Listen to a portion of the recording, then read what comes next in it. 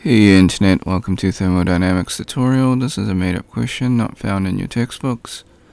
We're going to find the expected error using specific enthalpy from the compressed table and the saturated table for the approximation. So our pressure is 3000 psia. Our temperature is 450 degrees Fahrenheit. The liquid is water. We can skip step 1, there is no FBD, there's no free body diagram. Step 2, list all the given variables, find the unknown. Step 3, find the error formula. In this case it will be the compress minus the saturated divided by the compress, and then you multiply by 100 to find the percentage error. Okay. So step 4, go to your compressed table. Use your temperature and pressure to line it up to find your enthalpy. So you'll get 431.94 BTU per lbm, British thermal units per pound mass. Step 5, go to the saturated table to find the approximation. So we're going to use the temperature table. If you go to the pressure table, it will be the wrong temperature. So you need to go to the temperature table because it'll be closer to the compressed table. Okay. So we're going to use the enthalpy of fluid because we're going to approximate the compressed liquid. So it's 430.18. So step 6, we just plug and play.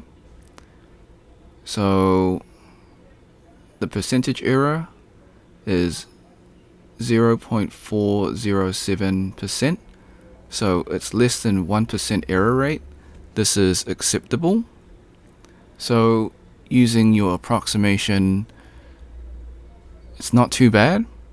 It's pretty close to the compressed liquid table. So this is for compressed water. Disclaimers. The method is correct. However, the calculation, I do make calculation mistakes.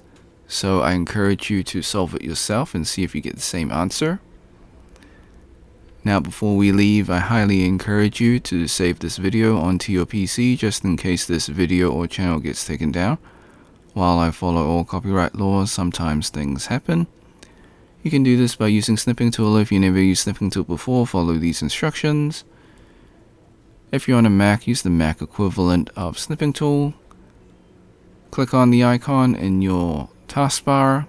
If it's not there, go to your Windows search, type in Snipping Tool, open up the program. Click on video option, click on new. Left click and drag the rectangle to cover the YouTube screen. This is just an example. Hit the start button in Snipping Tool, wait for the countdown, hit the replay button on YouTube, let the video finish. Hit the red square in Snipping Tool to stop recording and then save your video. Thanks for watching. Hope you had a great day. Be sure to like and subscribe. Share with your friends because this is a made-up question, so they probably won't be able to find it. If you got questions, comments, or if you find a mistake in the video, leave it in the comment section. I'll get back to you as soon as possible. If you want to support me, become a member or drop a super thanks. Until next time, see ya.